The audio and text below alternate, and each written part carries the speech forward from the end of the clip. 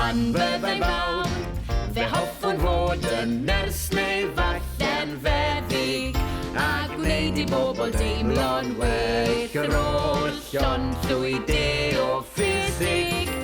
Fe allwn yr injan dan neu chwarae mewn cerddorfa, neu bod yn ganwr roc ar ôl, neu denor mewn tŷ opera.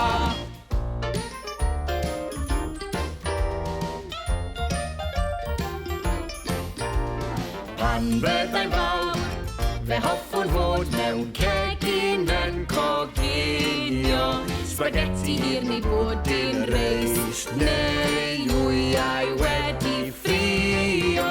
Fe hoffwn fod yn gapten llong yn hwylio i Awstralia, gan alw heibio China bell cyn i mi gyrraedd adra.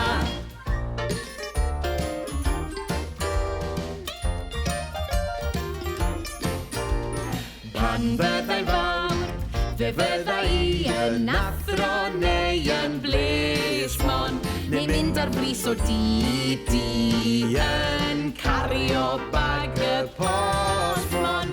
A phwy a hwyr na bydda i ryw ddydd yn chwarae rygbi mewn sana hir a chrysmal coch yn sgorio cais dros Gymru.